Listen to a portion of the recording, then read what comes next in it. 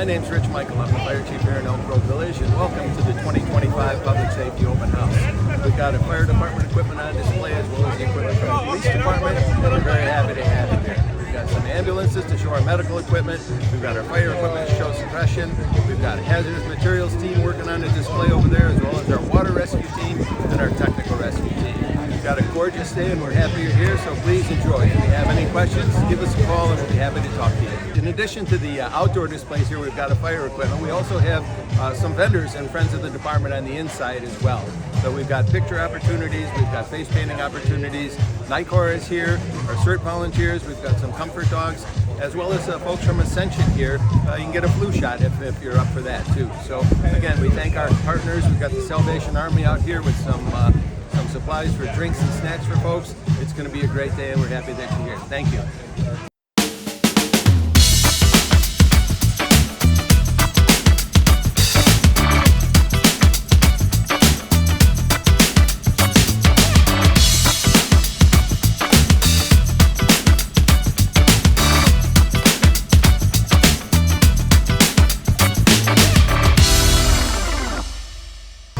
Hello, hey, this is Officer Malik with the Elk Grove Village Police Department. I got K-9 Officer Soul with me as well. We're out at the Fire Department open house here today at 901 Wellington. It's a great day. Families out checking out all the vehicles, all the shows they got on, all the entertainment, running from 11 to 2 today on Saturday. We hope you can make it out here. Firefighter Ibarra just is going to go into this room and he's going to light this trash can on fire with newspapers. And there's a little sheet hanging on the wall to demonstrate what like draperies or blinds would be in your home. So if you had a small fire that started in a trash can or on the ground, it could easily catch drapes and stuff, blinds in your home, and it could transition into a full fire, your whole room and the whole home, and you can end up looking like this little guy over here. But if you have sprinklers in your home, this sprinkler, once the ceiling temperature gets to 155 degrees Fahrenheit, is going to pop, and it's going to basically put that fire out immediately.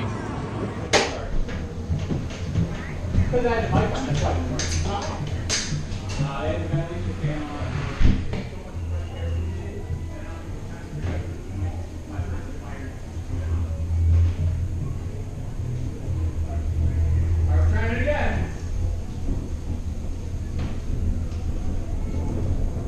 The sprinkler head didn't even pop.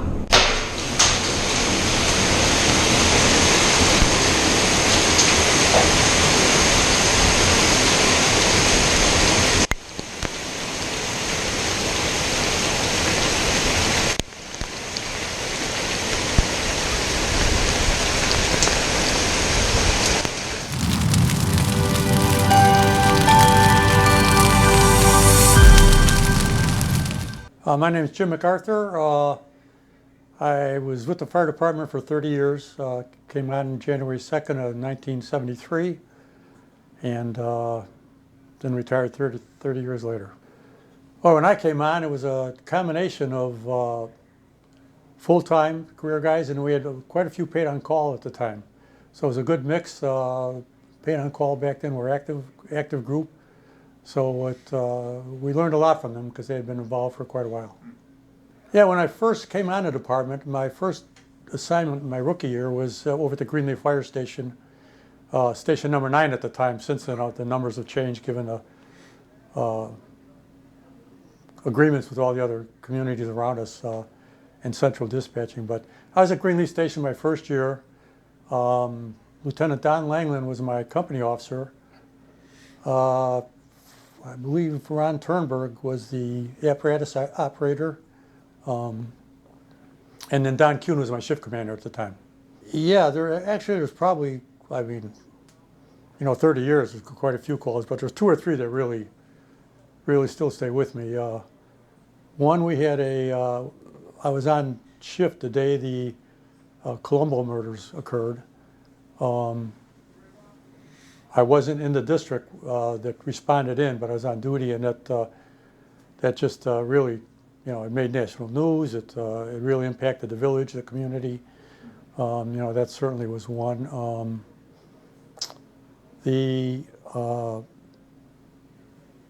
Another one was the Petit incident. We had an ambulance out by then I was over at the headquarters station, Station 7 on Biesterfield Road, and I was an EMT on the ambulance. And we were toned out for a woman with difficulty breathing, pregnant woman. And we were dispatched. We started out, and we got turned around. You don't know why, they just turned us around. So we came back to quarters. Found out later that day, the next day, that turned out the woman didn't survive because they called the Elk Grove Township ambulance, because they lived in unincorporated Elk Grove at the time. And so they turned us around and sent in the township. And but the woman and her unborn child didn't survive. And it was just to find that out and know that we were going and then turn around, that was tough. And then the village and our department were just crucified mercilessly by the media, just when word got out to the public about what had happened, and it was a tough time for everybody. I'd say the very last one that still stays with me today, and I can still remember the kid's name. He was an 8-year-old boy. It was shortly, I made chief in November. I was in the fall, and several months later we got a call for a drowning at the Bussy Woods Lowhead Dam, Salt Creek. And it was this 8-year-old, some of his buddies were down below the dam, and he got pulled into the hydraulics, and we spent several days trying to recover him, and that was tough. It was just, you knew it was an 8-year-old, you knew what the outcome was by then. His parents were on the scene the whole time while we were doing recovery, and so yeah, that was a pretty tough one, but like I said, I still remember his name to this day. I can't think of a singular call, particular call that happened, but again, any calls that we go out on in our career, it's they're impacting somebody. It certainly stays with a lot of the guys on the calls, depending on what it is. But being an auto accident, a structure fire, it's the people who are personally involved in that, who are suffering, that certainly are impacted by those kinds of things. And so you just keep that in mind whenever you're out responding to call, and trying to keep them first and foremost in rendering the aid that you're there for. Several changes, large ones. Paramedic program started in '73. The paramedic program had just started up, I think, the year before. So there was a big learning curve with the paramedic service and responding to those types of calls. Technology is ever changing, still is today.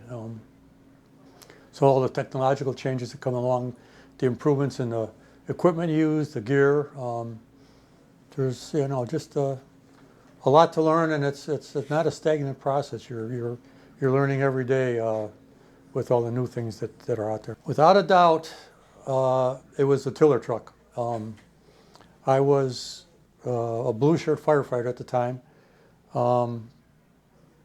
and I got assigned on my shift to drive the tiller, which is you steer the rear wheels of a 100-foot aerial ladder, and so that was a lot of fun. It was enjoyable. The only thing was, back then it was very new to the fire service at the time. So it's not like today where the tiller, they have cabs around them, they're air conditioned, I think they're power steering. Even back then it was manual steering. You had no cab over your head, you had no air conditioning, no windshield wiper on your little windshield. So you're out in the elements for the whole thing. So you're that was fun. And the other thing I really liked about it, the truck carried our extrication equipment at the time. We didn't run special rigs that had extrication equipment. So we went on all the major calls, be it auto extrications, industrial extrications, major structure fires, mutual aid calls for ladder trucks. So I got to see a lot and experience a lot being a tiller driver. I was a lieutenant at one time, and the chief at the time wanted to, this is when a lot of these federal rules and regulations regarding chemicals and things and so forth were getting on the books. And given the vast size of our industrial park with all its chemicals, its industrial processes, the chief wanted to create a hazardous material division within our department. At the time, I was the department's hazardous material officer. They sent me to various schools, Texas Tech and that, to learn as much as I could about chemistry and chemicals and processes. But he wanted to take it a step further and make a division out of it. And so we created a division, and I was promoted to the rank of fire captain in an administrative capacity. And I was the first one to head up our hazardous materials division and take on those responsibilities. And since then, it's obviously grown and grown and grown. The other one that affected me was while I was in that position on a 40-hour administrative captain's position, at the time, Northwest Central Dispatch Agency dispatched for 4 communities in its early infancy for police and fire departments. And they were having problems up there, major personnel issues. So they terminated the director up at Northwest Central Dispatch, and our chief at the time happened to be the executive director in charge of the agency for that year. So he came to me and said he wanted me to go up and head up Northwest Central Dispatch. Now, I wasn't a communications guy. I didn't have the technical knowledge for that. And I told him that. I said, well, I said, appreciate it, but I said, I think you want our communications officer to do that. He says, you're not going up there for the technical, you're going up there to handle personnel issues. And that's what I went up for, and I had major issues. So it was a big learning experience, a learning curve, and it certainly helped me down the road in my career for personnel matters to come in the future. Probably the biggest thing is, I mean, you know, to be in this career, you know, is a blessing, really. It's it's quite a vocation to have, and I guess I would say just treat it with the respect it deserves, and pass that along to your fellow workers, and it's just it's a gift, and I certainly consider myself fortunate to have found this as my vocation in life. I retired, like I said, 30 years after I came out, so it was 2003. I retired, and at the time, I didn't want to get out of the fire service. I still wanted to be involved. So I started looking around for other career opportunities as a fire chief, and just so happened that the town south of us, Itasca, their chief, who I knew quite well, was getting ready to retire. He heard I was interested in a chief's position, and he contacted me, and I went down to Itasca and interviewed with their fire board, and I was hired down there. So I went down and continued my career for another 8 years with Itasca as their chief before finally retiring for good. As I said, I think it kind of goes back to my previous answer. Just treat your career with the respect it deserves, and continue to learn, educate yourself, and improve day in and day out, and you'll do well in this career.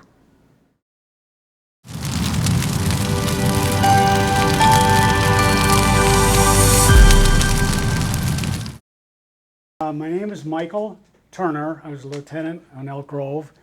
I started November 18th, 1971. You asked what the department looked like when I was hired. Well, there was 3 stations, which was Station 7, Station 8, which was at Landmeyer and Tunney, and they just opened Station 9 when I came on. That's why they hired the 9 guys to man that station. And then late 70s, 78, 1978, they opened Station 10, and they hired more guys then. But I think when I came on the job, there was only like 60 guys, and when I left, there was 90 some odd. I don't know how many are on now. It's well, what stations or where were you stationed? All 4 of them. I went to all 4 stations. And I worked with everybody from essentially 1971 to 2014. Anybody that was on the job worked with most of the guys. There's a few new guys that had just come on before I left, so I didn't really get a chance to work with them. Is there a call or a situation that stays with you today? And yes, it is. It's even what I told you last year. Flight 191, American Airlines, when it took off and only made it 500 feet and then crashed and killed 272 people on board, and that was just an absolute mess. huge tragedy, obviously, because a lot of people died, affected a lot of people. And a little bit of irony there, 10 years later, one of the news channels in Chicago wanted to do a 10-year anniversary kind of thing. So I took Charlie Henrici, who was the chief at the time, over there to the interview. And I happened to look up on Higgins. Well, I was walking through the field, and there were just literally hundreds of airline parts. Hundreds of them, just small pieces, not very big. You know, there was no wings or the landing gear or anything like that. It was just hundreds and hundreds of little bitty pieces. And they never cleaned it up because it was, you know, I guess they didn't want to use the manpower or whatever. But when I was walking through the field, I looked up and there was a German Shepherd running down Toohey Avenue. And I thought to myself, there's been so much tragedy in this one spot. I don't want to see any more. I want to get that dog. So I caught him. He had a collar and a lead on him. And fortunately, he only lived about a block away, so I took him back home. But I didn't want to see anything else die there. And the other one that sticks with me is, well, the plane crash was at Toohey and Elmhurst.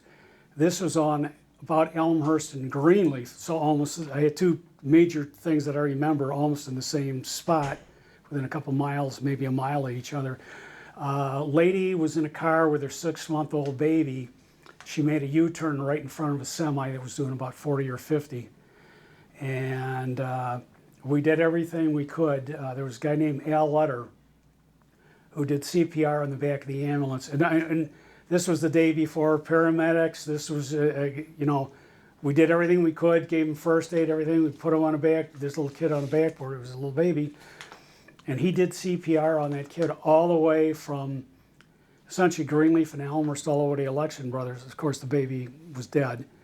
And no baby or no child seats or anything. The kid was just sitting in either the back seat of the car, and when she got hit, he flew through the car. But there's two things that remain from essentially from the 70s. Now there were many, many, many other things in between there, but those are the two things that stick the most. Asked what the biggest impact I did was early 70s, and I think the paramedic program just had started, but we had a guy down in the parking lot of one of the apartment buildings on Wellington, and he was down and no pulse, nothing. We did CPR on the guy, and all of a sudden he's just sat up. It's like, hey, this stuff actually works. We actually saved this guy. They got him in the hospital, and they, you know, for 1970s medication or medicine, they did what they did, and he survived the last we heard. The best, let's see, my favorite piece of equipment was Tower 7, which they don't have anymore, but it was a 105-foot aerial platform. They had a big basket at the end, and it was fantastic in the fact that when you went to a roof, you didn't have to climb a big ladder with 120, 130 pounds of equipment on your back and carrying things in your hand and try not to fall off the ladder to get up there. You know, axes, pike poles, ropes, whatever you needed to make a forcible entry. You could just put everything in the basket, which is already had a lot of stuff in it anyways, and you just rode up to the call. It was like riding an elevator to work. It was great. It saved time, energy. You got up there, you got your job done quickly, safely, because you had in case something did go wrong, you had a point of safety that you could get to in several seconds. But it was a nice piece of equipment. It was a lot of fun to work with. A lot of guys that I worked with, it was a lot of fun being with them too. And some of them are here today, some of them are not. But it was a good crew, good group of guys. The current members, what do I want them to know? Just how hard it can be at times. That don't carry the job home with you. Leave the job here. When you walk out the door in the morning, you're done. Don't think about it. Try not to think about it, because I essentially lied to my wife for many, many, many years. I never told her what really happened here. It was just, oh yeah, we had a car accident or we had a house fire. Of course, she knew about the plane crash because she was working at the time in Elk Grove, about 2 miles from where the plane went down.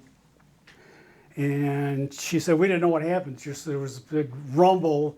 The building shook, the lights went out, the phone stopped working. And somebody went outside and looked and says, hey, there's a big column of black smoke. So they thought something blew up, but the phones weren't working, so the boss said, go home. And then when she got home, when I finally got home about 2 o'clock in the morning, I told her that, well, by then everybody knew what happened. There was a plane crash in Elk Grove.